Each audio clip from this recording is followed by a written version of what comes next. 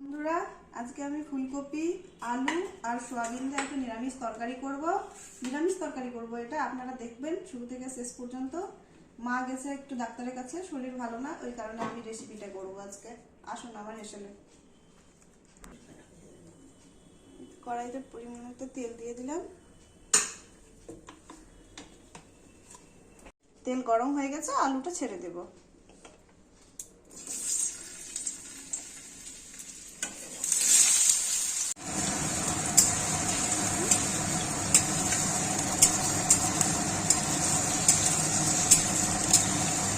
আলুটা সুন্দর করে ভেজে নেব।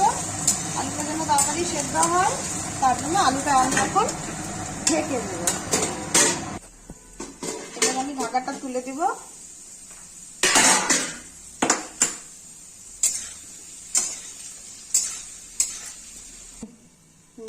ঢাকাটা তুলে দিচ্ছি। আঁচটা বাড়িয়ে একটু আলুটা ভেজে নেব।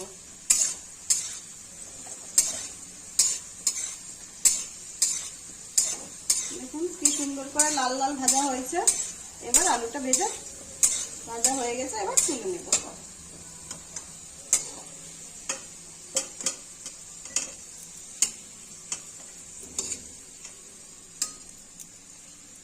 কপিগুলো ভেজে নেব। দেখুন ফুলকপিগুলো ঠিক এইভাবে বসাতে হবে, প্রত্যেকটা ফুলকপি।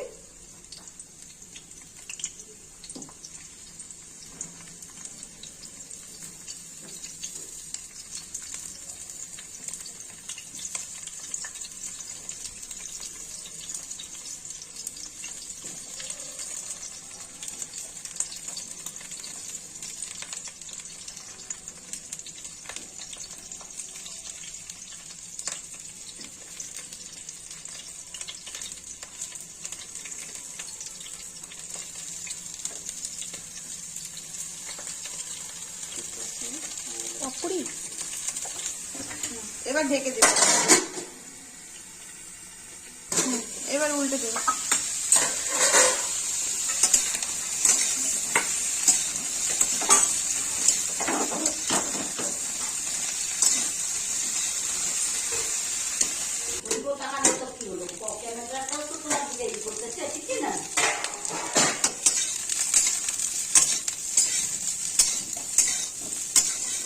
দেখুন বন্ধুরা, আমার কপি ভাজা হয়ে গেছে। এবার কপিগুলো তুলে নেব।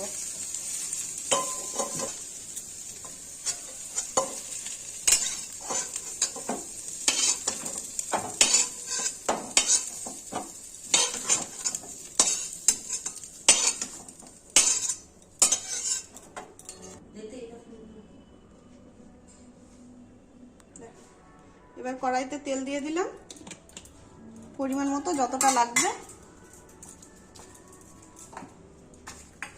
একটা শুকনো লঙ্কা 2 টুকরা করে নিয়েছি, 3টে তেজপাতা,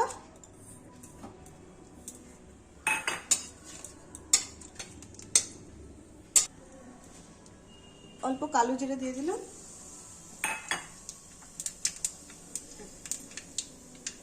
আদা বাটা, জিরে বাটা, ধনে বাটা, শুকনো লঙ্কা বাটা 3 চামচ আছে, এটা দিয়ে দিব।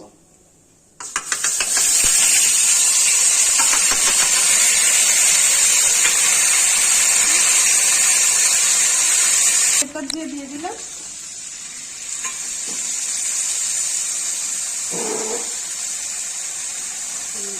হাফ চামচ হলুদ আর সামান্য একটু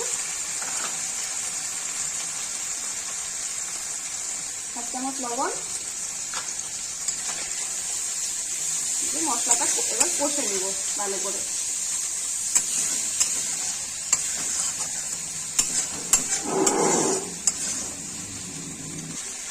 দেখুন আমার মশলা কষানো হয়ে গেছে। এবার এই যে শুকনো সয়াবিন এবার এর মধ্যে দিয়ে দেব, আর সয়াবিনটাকে সুন্দর করে কষে নেব। এর মধ্যে লবণ, তেল, মশলা সব ভালো করে ঢুকে যায়।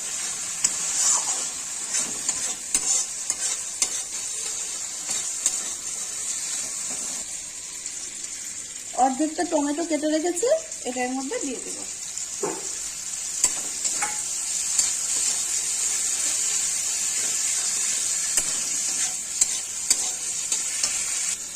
দেখুন বন্ধুরা, একদিকে ভাত বসিয়েছি, ভাত হচ্ছে, আর একদিকে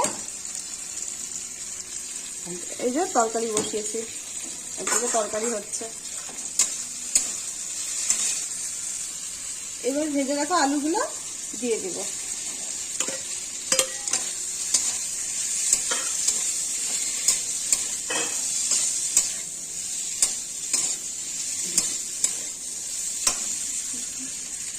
সামান্য একটু জল দিব যেন আলুর মধ্যে মশলাটা ঢুকে যায়।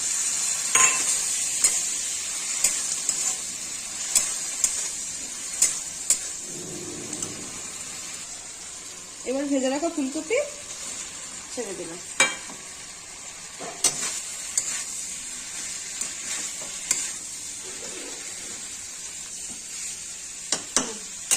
দেখুন এইভাবে সুন্দর করে নাড়াচাড়া করতে হবে যেন মশলাটা ভালো মতো সবজির মধ্যে ঢুকে যায়।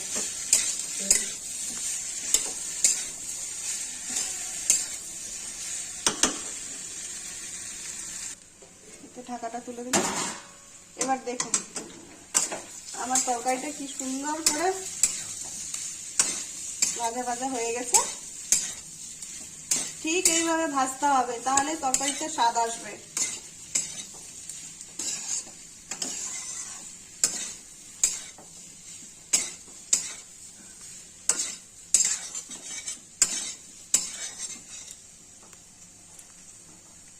আমার তরকারিটা একদম ভাজা হয়ে গেছে। এবার পরিমাণ মতো জল দিয়ে দিব।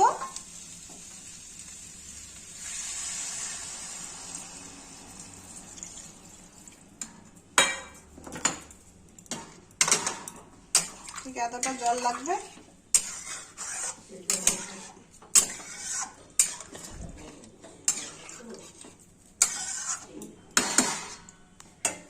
এবার ঠিক 15 মিনিটের জন্য ঢেকে দিব যেন কপিটা সেদ্ধ হয়ে যায় আর পরিমাণ মতো তরকারিটা হয়ে যায়। দেখুন এবার ঢাকাটা তুলে দিলাম। দেখুন তরকারিটা কত সুন্দর রং এসেছে।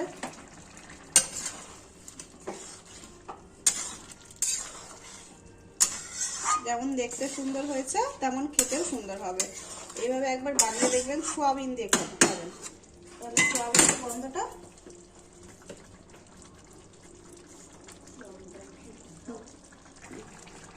এক চামচ চিনি দিয়ে দিব।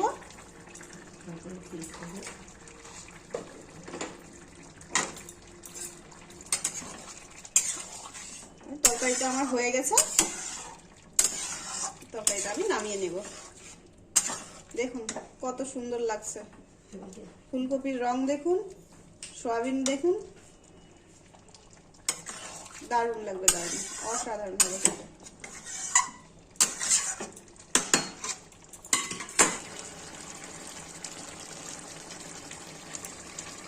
পুরা আমার তরকারিটা হয়ে গেছে। এবার তরকারিটা নামিয়ে নেব।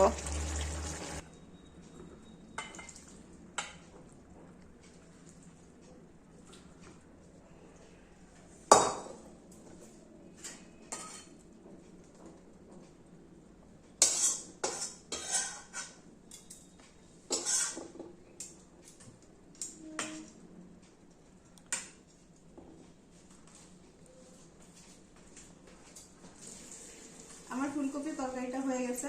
একবার এইভাবে আলু, সয়াবিন আর ফুলকপি দিয়ে রান্না করবেন, আর রান্না শেষে একটু ঘি দিবেন, তাহলে আরো ভালো লাগবে, খুব সুন্দর লাগবে। লাইক করবেন, শেয়ার করবেন, সাবস্ক্রাইব করবেন। ধন্যবাদ।